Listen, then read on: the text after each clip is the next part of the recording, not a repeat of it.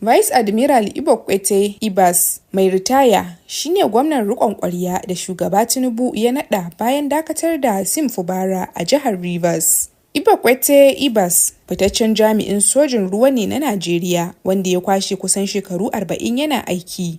Ya yi aiki a matsayin babban hafsin sojan ruwa na 22 daga 13 ga watan Yulin shekarar 2015 zuwa 29 ga Janairun 2021.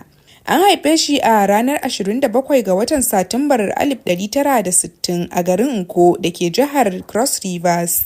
Ya kammala karatunsa na firamare a shekarar 1971 a birnin Calabar na Cross Rivers. Ya shiga kwalejin horar da hafsin soji ta Najeriya da ke Kaduna a ranar 20 ga watan Yuni na shekarar 1979. Ya fita da mukamin sub-lieutenant a ranar 1 ga watan Janairun shekarar 1983.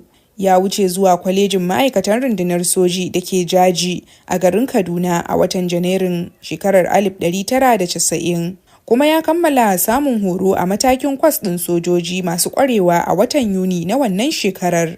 Bayan shigarsa soji, Ibas ya samu damar halartar kwasa-kwasai daban-daban a gida da ƙetare. Ya kuma riƙe mukamai da dama a rundunar sojin ruwan Najeriya. An naɗa shi mukamin daraktan mulki na hedkwatar sojin ruwa ta ƙasa.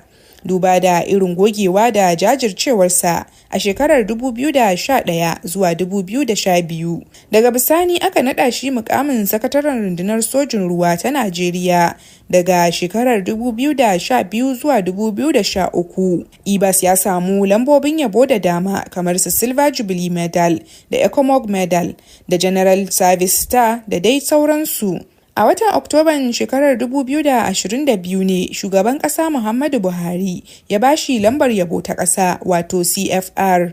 An naɗa tsohon hafsin sojin ruwan a matsayin mai kula da jihar Rivers biyo bayan ayyana dokar ta ɓaci da shugaba Bola Tinubu ya yi. Shugaban ya bayyana hakan ne a jawabin da ya yi wa 'yan ƙasar a ranar Talata da ya dakatar da gwamna Sim Fubara da mataimakiyarsa Ngozi Odu da kuma ɗaukacin 'yan majalisar dokokin jihar na tsawon watanni 6 saboda rikicin siyasa da ya ƙi cinyewa a jihar ta Rivers. Khadija Nasidi, DCL Hausa. DCL Hausa.